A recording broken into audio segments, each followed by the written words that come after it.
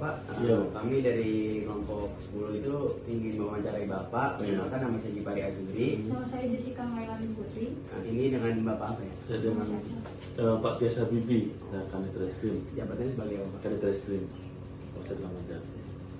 Terus menurut Bapak itu menjadi seorang polisi itu kayak gimana sih, Pak? Ya, seorang polisi adalah profesi. Ya, pokoknya ada tugas dia ada pelindung, pelayan dan pengayom masyarakat itu aja. Jadi ya polisi ya tugasnya banyak. Bahkan di polisi itu ada bagian subditnya, ada bagian pembagian lagi, ada intelijen, ada bagian SDM, ada lalu lintas, ada reserse gitu, ada teror gitu. Jadi banyak bagian. Terus apa sih yang membuat Bapak itu tertarik buat jadi polisi? Tertarik jadi polisi, yang saya jadi polisi karena ya satu kan pekerjaan gitu kan. Yang kedua ya karena mengabdi dengan negara lewat polisi ini, Pak. Terus udah berapa lama, Pak? Saya bekerja di polisian udah hampir 22 tahun. 22 tahun, lumayan lama ya. Terus pengalaman apa sih yang paling berkesan selama Bapak bertugas ini? Yang paling berkesan ya mungkin paling berkesan kalau kesan saya sama Antis sih, cuma dulu saya pernah ada pengungkapan kasus pabrik narkotika di Serang sana, saya salah satu bagian timnya, dan ada dulu udah dikasih penghargaan ke KPLB. Mungkin itu kesan saya. Terus kemampuan apa sih, Pak, yang harus dimiliki seorang polisi itu? Ya harus kemampuan polisi sekarang, karena zaman sekarang ini zaman media sosial, harus pintar berkomunikasi. Harus pintar berkomunikasi, penataan bahasa, jangan sampai dalam organ hal sepele jadi masalah gitu. Dan mengerti bagaimana sih orang, maksudnya ketemu ke Polri itu mengadu ke polisi apa ada masalah begini, jangan malah jadi, tapi kita harus memberi solutif kepada masyarakat. Terus bagaimana sih, Pak, cara membangun kemampuan kayak gitu? Cara mengembangkan kemampuan ya kita harus mau nggak mau kita harus membuka diri, misalnya dalam media sosial, apa yang sedang lagi tren, lagi viral, apa yang boleh, apa yang enggak, apa yang pantas, apa yang tidak gitu. Jadi perkembangan kita juga harus belajar terus, belajar kan jangan cuma dari ini, belajar dari masyarakat bagaimana sih untuk mengerti masalah dalam artian itu pencegahan kejahatan itu bagaimana gitu kan gitu.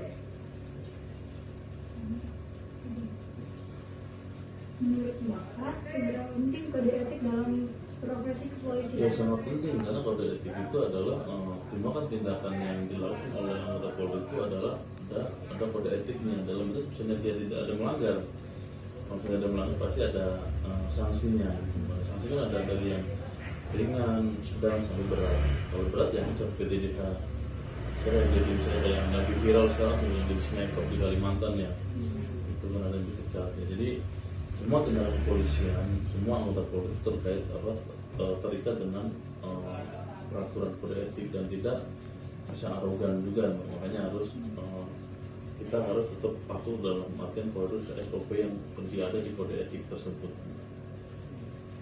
Bagaimana penerapan kode etik saat berhadapan dengan masyarakat?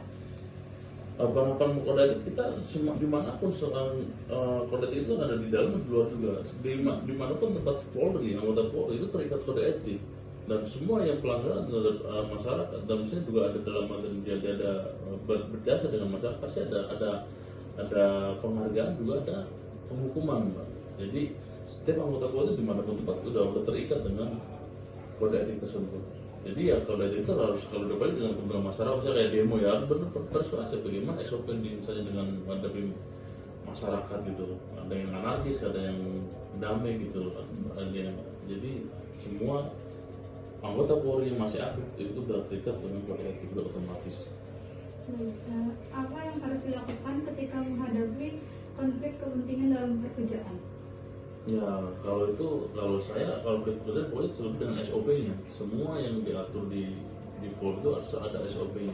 Kalau kita berjalan dengan SOP pasti nggak ada masalah. Kita misalnya pegang dengan SOP jalan, nggak ada kita ya penyidik dalam artian sesuai dengan on the track, misalnya dalam SOP yang bisa apa yang nggak, itu pasti nggak ada masalah.